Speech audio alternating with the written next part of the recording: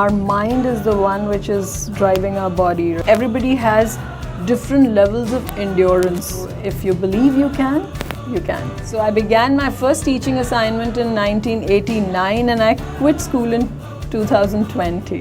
Wow. So that's a long journey. Yeah. In the background, somewhere I'd sown the seed of saying, okay, at 50 I'm going to quit. But I wasn't working towards it. I was happy in my comfort zone, having a good career, doing well. There was, until this came as a point where, okay, now, enough, I've had enough. There's always a dent in the income of the family when you quit your job. How was that journey for you? Career and life are very deeply integrated. They cannot be disintegrated, right? Every career move that we make does impact our life, and every life event or occurrence impacts our career as well. Absolutely. You're a coach. People automatically think that you're teaching me or coaching me. That means your life is already perfect. How does that work when you yourself may be having some of your own personal challenges and things like that? Have you seen a doctor fall ill? Yes. So if they studied medicine, does it mean that they will never fall ill?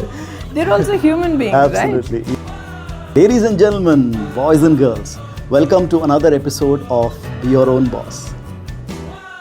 As a coach, are there communities of coaches or something that you're part of? Then coaches talk to coaches. 100%. So I keep going back to the coaching room, to the community, RSCI community. We keep meeting, we keep talking, and every time that Robert is in town, we do refreshers and things. So yeah, this morning I met one of the coaches and we just sat down. See, end of the day, coaching is a skill that I've acquired. I've learned to coach people. Coaching is basically the art of asking those right questions which will help an individual to uncover their unconscious thinking, right? It's just that. And yet we are also humans, right? So it's not that I've become a coach means, oh, everything is perfect in my world, right? Yeah, and this is something that I always wanted to ask coaches, that if you're a coach, people automatically think that, okay, you're teaching me or coaching me, that means your life is already perfect. How does that help? How does that work when people see there are, let's say, you yourself may be having some of your own personal challenges and things like that? Have you seen a doctor fall ill? Yes. So if they studied medicine, does it mean that they will never fall ill? They're also human beings, Absolutely. right? Yeah. If it's a teacher, she may be an expert in one area, but she's not an encyclopedia or can't read. Google also doesn't have all the answers. There are times when we say, it says, I don't have the answer for this. Yeah. Search not found, right? Yeah. So to imagine something like that or expect, I think that's a very unfair expectation. Because we're all human beings. Yeah. I am a human first and then a coach. Coach is a role that I play. I will not stop being human. So when I am challenged or, when my subconscious or unconscious mind starts to play funny games with me and I do not, until I become consciously aware of it, I could be doing any stupid thing just like anybody else. Does that happen when you're in a coaching session does your do you go by a particular flow, or sometimes your biases can sometimes impact the way you advise people? First of all, is there any first advice? of all, coaching is not advising. Not advising. Okay. There's a difference between coaching and mentoring. So as a mentor, I may ask their permission to say, okay, now, is it okay if I share something that I've learned? Okay? And this is interesting. Very recently, I had a conversation with a friend who's I've known for years, and she's also in a transition, going through something, wanting to change her job, very frustrated. We met after a very long time, possibly about 2 years or something, and in 2 years so much has changed in my life. I have grown in this journey. So when we were talking and she was sharing and she kept asking me, so what do you think? I said, what do you think? And she says, "You've changed so much." And she said, "But what would you advise me to do?" I said, "Well, if it was me 4 years ago, I would have said, yeah, so bad, so mean, that lady shouldn't have." I would have done all that. Yet today I know, it's not my space and thing to advise you anything. You're a fully capable human being. You take your decisions, be responsible for it. Now I come from a space I don't even advise my children. I tell them, okay, this is it. You make a decision, you'll have to live with the choices that you make. So it's all about the choices we make. And I'll ask you on that note. You must have also, at some point in life, asked people, "Acha, main kya karu? What should I do?" Taken advice. More often than not, what usually happens is when we go seeking advice, we still don't follow it. Yeah. Because it's not coming from somewhere within. Deep down, it's like I have an idea, and when I'm asking advice, I'm seeking validation for that idea, really. Or I'm also trying to step back and not take responsibility. They are saying, so I'm doing it. Yeah. Now whatever, I can turn back and say, I just did it because you told me to do it. Because they said it, yeah. Right? So it's either of the two. Yeah. I'm either seeking validation, or I am shifting the blame on someone. Yeah. Now, learning about how to coach is one thing, but then coaching is like other professions where you need to find clients, right? And that's a journey a lot of new coaches struggle with, because they've become the coach, they've got the certification, but they're struggling to find clients. Can you help us understand how did you go through that journey, and because the new coaches can benefit from this? So yes, when I also got into coaching, I just got into it, right? Went with the flow and began doing it. And then when I was so excited, I've learned this, I've found this newfound knowledge that can change, and that actually honestly did transform my life. It's made a huge impact on who I am today. And I was so passionate about telling people, okay, I can help you with this, and come, let's work together, And sadly, that's not the case how it works, right? It's about, you have to become that for people to see it, give them time to realize. You have to just go out there, keep doing what you're doing, and like in every other business, right? It takes a while for people to trust a brand. Now here, there is no product that you can say or give and say, okay, I might try this candy and say if I like it, I take it or throw it away, right? If somebody comes to you. So all you have to do is just be persistent, have your own social media, continue working on yourself so that it becomes evident to people, and have patience. That was something very beautiful, which there was a point, I'm just being very honest here, and like you said, initially in the career, it's difficult to find clients, because obviously when somebody who's already into, say, having a challenge and wanting to move on, they also want to go to a person who they can trust, who they feel confident will be able to help them, right? So this is something my daughter once said to me, and I'm grateful to her, and sometimes children can really come up with good things. And she said, "Mommy, you're comparing yourself to where you were at the end of your career, which you had spent 25 years, right? You can't expect to be at that level of achievement in 2 years or a year, and which is so fair, and which is where all of us go wrong. We set unreasonable expectations. Okay, I may be good, very good at whatever I do, and yet for people to know, it will You've started take a time. new journey, and in this new realm of things, you need to build that. It's about. So it takes time. And this is now I go around saying that, and it's like, when we sow a seed, there is a time gestation period depending on the seed that you've sown. And so it will take time to sprout, to grow into a sapling, then into a plant, and then it bears fruit, right? Yeah. That's a natural journey. So it will take whatever time it has to, based on, how well you're taking care of it, how much nurturing and care you're giving it, how protective you are. Yeah. So, talking of social media, you're very active on Insta. Mindful mentoring is like, you post reels on it and tell like very interesting reels, very quick tips, 3 things that you should do, or 5 things. So tell us about that. Like how did that journey start, and how did you become so popular on Insta? Honestly, everything is a journey, right? So I think it was a little easy for me in terms of, because I've been a teacher, and one to many is my thing.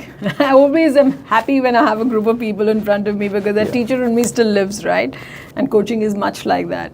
So in that area, I didn't really struggle because I was always there, right? I've trained teachers, I've headed departments, I've had a team of 32 teachers. I was coaching them, students every day.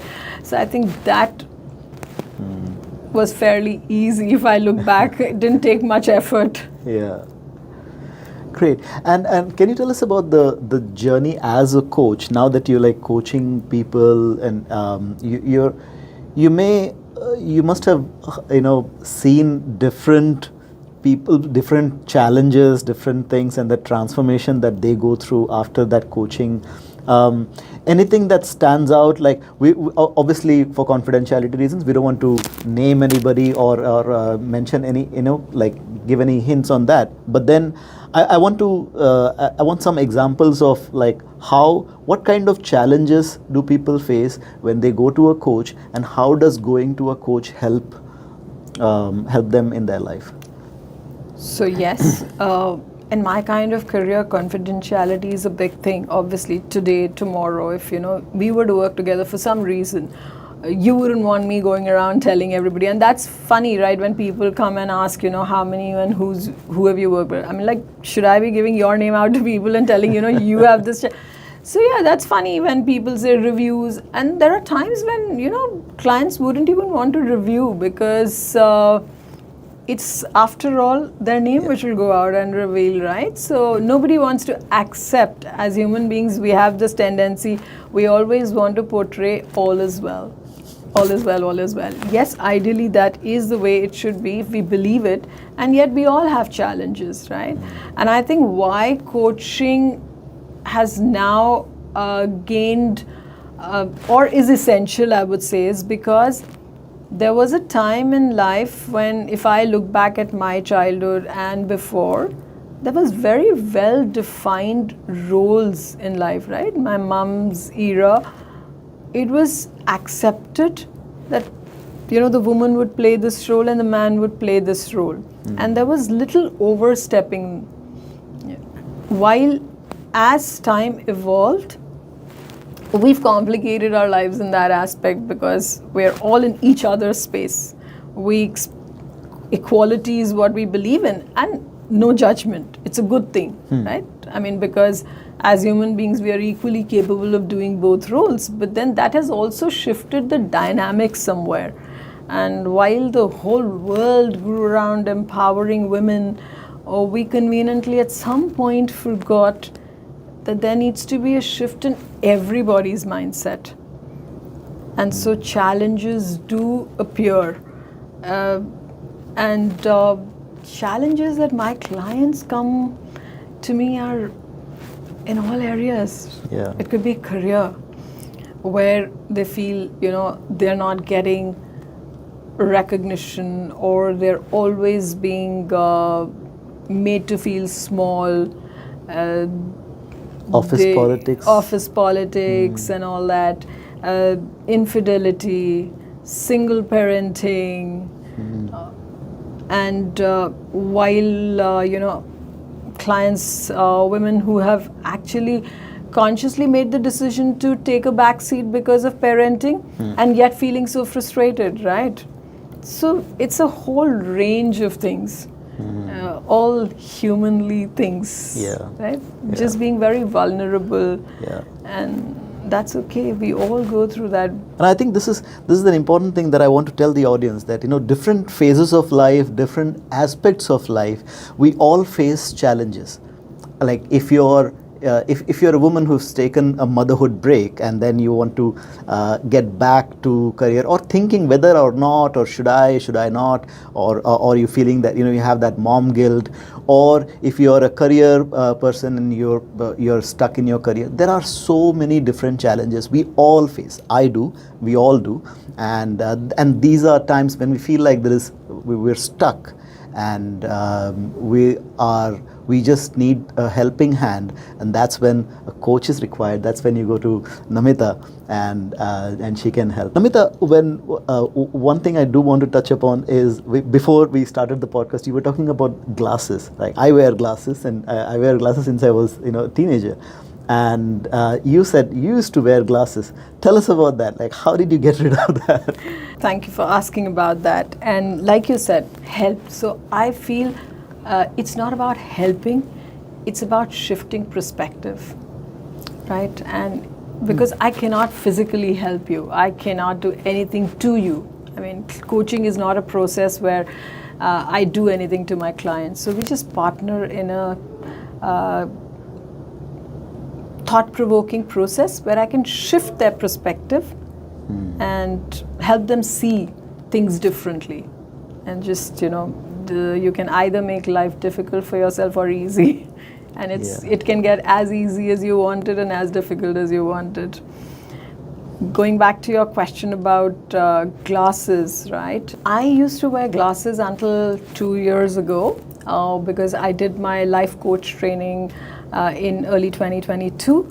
And while I was in the training room, where my coach Robert Simmet said, he was sharing how our body just supports the thoughts in the mind, and its only role is to prove us right, like the mind, right? Because as human beings, we are the heroes or the heroines of our own life. It's all about me. So whatever I think, in some ways, and there are two ways we can do it. We can either be conscious about it or unconsciously do these things, and the body will respond. I used to wear glasses, and when I heard this, and when he shared a video where one of his other students, while during the training session and just through the power of questioning, had realized that they could switch and make that correction, I was like, okay, I want to do it too. It did not happen in the 10 days somehow, and while we were on a call, one of those, I also engaged in group coaching, continuing to learn. So I said, you had one mentioned, and this is it. I've still not been able to do it. Why can't I do it? So what is it? And for me, I'm like one of those people, if I get after something, I want to do it. I just want to make sure I've taken all those necessary steps, and I don't give up easily. So he got into that coach mode, asked me a few questions, made me dig deeper within into when I started using, what happened, and why the need, and whatever, and a lot more questioning. And after some time just said, okay, now take off your glasses and see. I'm like, what? Okay. I removed my glasses and I could just see better. Wow. It seems unreal, Reds, but Yeah. I am telling you, this is my journey. And I was able to correct my vision up to 70% just through the power of coaching, through talking about these things, when the body It's like a decides. shift in the mindset. Yes, it's Now, just a shift in the mindset. Is that only about glasses, or like It's what not. about- So, which led me to another step, where I began to become more curious about things. Obviously in the coach training also, he had shared about, how our body is responding to everything. And it could be any part, because whenever we are going through an emotional turmoil, right, whatever it is, it's basically we are feeling our thinking. Emotions are just energy in motion, right? If you're feeling good, adrenaline is secreted in the body if you're feeling stressed or you're having those negative thoughts, hormones like cortisol and things.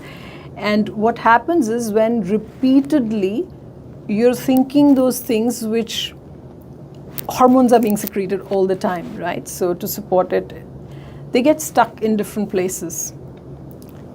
And based on what is it, like, have you noticed that when you're too stressed at work, your shoulders become heavy? It's because, you know, shoulders are primarily responsible for carrying the weight, the burden, right? And so it's all because you're thinking things which are not aligned with, you know, they're not making you feel light, they're making you feel heavy. And so, you know, for a layman to understand, basically, if you have, you know, whatever body part that you can associate with, say, you know, your shoulders carry the weight, so it's all about, you know, what is it that's burdening you? You know, those are the kind of questions. If you have pain in your legs or something, what is it that you're not ready to move on from or away from? Pain in your hands could be, what are you unwilling to do? Or if it's your digestion or whatever, a lot of people say that, you know, oh, I have a poor digestive system. It's become poor, like you said, right? So the strings of the guitar, they just need to be fine-tuned. I'm not denying or saying that you do not need medicine. What I'm saying is, if we are conscious about the thoughts that we're thinking, to a large extent we can prevent these things. I mean, once the damage has been done, there's nothing that you can do. You have to take medicine, you know. I mean, I've done it, but I used to be somebody who had frequent headaches before that. And now I haven't taken a pill for a headache because I've learned through the power of NLP, if I just begin to feel, I'm like, what am I thinking? What is it? My thinking is off the base, right? Where is this? What thought is it? You know, what's creating that headache? So, I mean, as a coach now, and then I do a lot of somatic work, I also learned somatic healing, where, you know, you try to sit with the body, talk to the body, and learn to release those emotions, deep emotions that you're experiencing. So in that process, then whatever physical pain one has or physical ailments can be, like, probably not 100% get rid of, you still need the medication, but then mind plays a role and you take care of the mind part of that and make sure that you're in the right mindset. I mean, once you've created a situation, right? I mean, like, now you've created a mess. You have no choice but to clean it up. And the two ways you clean it up is either use a vacuum cleaner or take a mop and a duster and whatever, and after using the vacuum cleaner also, you may need to just polish it a little, right? So then in that case, a combination of medicine and this can help. While sometimes when if it's at the beginning of something, you can even reverse it, right? I mean, if you can reverse your eyesight, anything is possible. So that's exactly why I wanted to, like, if you can reverse your eyesight, then, I mean, I'll tell about, you like, a pain a personal experience. So the beginning of this year, and this is so fresh, on 30th of December last year, I began with a small, little pain in my back, lower back, and I jerked it while, you know, lifting weights. I was in the gym and I jerked it, and then the pain just grew. And now that I know what I know, can't go back to saying it happened only because of that. Because obviously there was a weakness, there was something in my thing. I mean, then if that ways I could have hurt my arm, I could have hurt my leg, I could have hurt any other body part, right? So now that I'm aware of these things, I was like constantly, shit, what is it? What's going on in the background that I'm not aware of? And coming to that human aspect of me, then I tried whatever I couldn't come up with something. I actually took a lot of coaching. Of course, initially did not help. I did take, you know, I had to go for medicine, take physiotherapy and everything, but it only fully healed when I dug deeper, and with the coach I was working, got to the a root cause of what had happened, what triggered it. So we were talking and it was like, this is high time, it's been 2 months, it's not healing, despite taking medicine, what the hell is happening? So, okay, let me go seek coaching, let me take full sessions, couple of sessions, and it may not be possible in one session sometimes, because if it is so unconscious, then one needs to go to the root cause of it, and it may take some while to explore. Yeah. And the day I became aware of it, it began to heal. Wow. I corrected my vision up to 70%. There is, of course, a part of me which still holds something, and that's the beauty of the human mind, right? Yeah. It is in some way helping me. So I'm like, okay, whatever it takes. Because I was very adamant at that time, no, I have to, like, if it's possible, why can't I do it? What is it? What is it? And sometimes it's also easy. I mean, sometimes it's not necessary that we get all answers. We have to be patient to ourselves also and trust the universe. Okay, maybe, something is good here. And having corrected 70% also, I'm like, great, I don't wear them. I just wear them while I'm working on my computer or doing work like that. Wow. And to a lot of extent, I can read pretty much until it's a very fine print or something. That's good enough, I think. Yeah. Absolutely. So, Namita, for the audience who are, and I have 2 questions on this. One is when, for the people who are watching this, who aspire to be coaches or aspire to be their own boss in certain way, either becoming a coach or getting into some kind of business or being a solopreneur. What's your advice for them, people who are at that starting point? Those who are aspiring to be coaches, I wouldn't advise anything again, because it's not my space. My journey says that it requires a lot of self-awareness, a lot of work on our own self first, shifting our own perspective first, and it's a very, very fulfilling journey, very, very fulfilling journey. Because when you see another human being benefiting out of, the conversations that you have and helping them shift their perspective, making life easier for them. And like I passionately go around saying, as a life agility coach, my only mission is to make the business of living simple, life simpler for anybody who comes in contact with me. So it's a very fulfilling journey, and it requires work. I wouldn't say it's easy or difficult. Again, it's as easy as you want to make it, as difficult as you want to make it, right? I could be sitting here and saying, oh my God, I still don't have this, and it took me 4 years to reach where I am today. Or I could be like, wow, in 4 years I made it. Well, yeah. Right? So it's how you look at it. Yeah. For those who are looking to be their own boss, again, while many a times we say that, there are people who've become overnight successes, in reality, that overnight is not really overnight. They have worked, or they've taken some right steps to reach where they are, right? And even if we say, Facebook or Mark Zuckerberg, he just started in his garage and overnight became a sensation, and how Facebook grew and phenomenally. He did take a few steps, right? He may have attempted it a couple of times to get that platform to where it is today. So what we see is the tip of the iceberg. Yeah, what we see is the tip of the iceberg, and besides that, I see that there's so much, the root underneath is not visible, right? Yeah. And it's about who you are and who you want to be. And talking of people benefiting from this one, so people who are watching this who would like to benefit from the services that you provide as a life agility coach, what's the best way that people can reach out to you?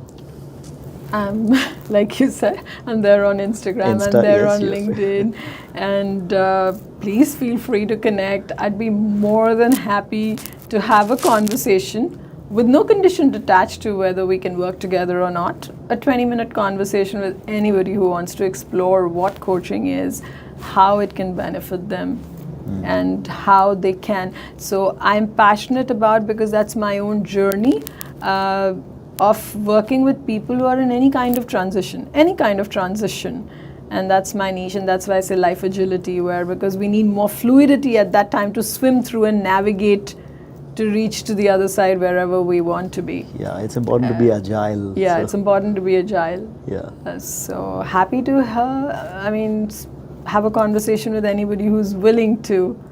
Yeah. And the only condition is that the one